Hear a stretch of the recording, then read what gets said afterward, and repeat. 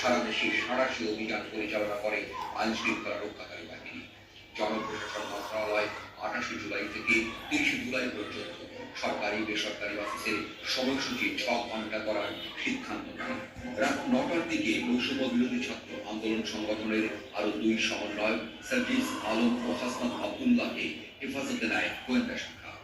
সারা দেশের দেয়ালগুলোতে গ্রাফিতি ও দেয়াল লিখন সহ বিভিন্ন কর্মসূচির ঘোষণা দেওয়া হয়।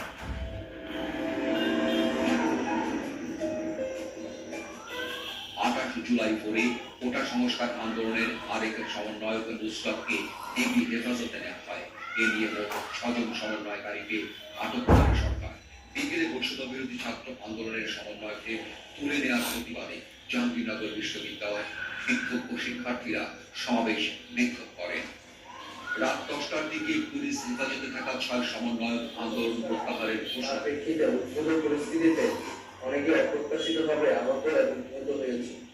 তাছাড়া রাষ্ট্রীয় স্থাপনা অগ্নিসংযোগ সহ নানা সহিংস ঘটনা ঘটেছে। আমরা এই সকল অনাকাঙ্ক্ষিত ঘটনার তীব্র নিন্দা জানাই এবং সুষ্ঠু তদন্ত সাপেক্ষে দ্রুত বিচারের দাবি জানাচ্ছি।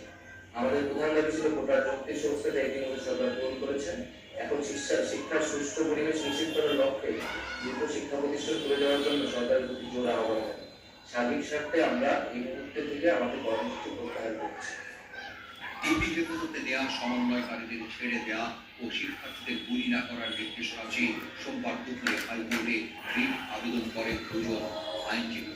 শুনানিতে বিচারপতি মুস্তফা জামান ইসলাম ও বিচারপতি এস.এম. মাসুদ হোসেন দোলনের হাইকোর্ট বেঞ্চ সমন্বয়কদের আইয়ে সেই ছবি প্রকাশ করাকে জাতিসংঘে মশকরা বলেও মন্তব্য করেন।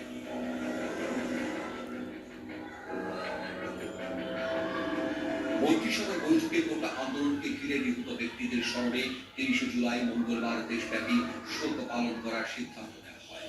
30 জুলাই সরকার ঘোষিত শোক দিবসকে প্রত্যাখ্যান করে শোকের কালো রং বাদ দিয়ে আন্দোলনকারীরা এবং জনপ্রিয় ব্যক্তিবর্গ ও সাধারণ নাগরিক সামাজিক যোগাযোগ মাধ্যমে লাল প্রোফাইল ছবির মাধ্যমে কোটা আন্দোলনকারীদের সঙ্গে সমর্থন জানান। দুপুরে 6 সমন্বয়ককে 24 ঘন্টার মধ্যে মুক্তি দিতে আলটিমেটাম দেয় বিক্ষুব্ধ নাগরিক সমাজ।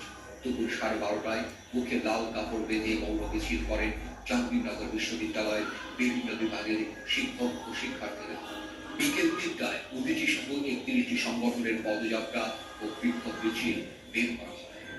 হত্যা, গণগ্রেপ্তার, হামলা, মামলা উদ্যোগের প্রতিবাদে 31 জুলাই বুধবার সারা দেশে বৈষম্য বিরোধী ছাত্র আন্দোলন মার্চ ফর জাস্টিস কর্মসূচি পালন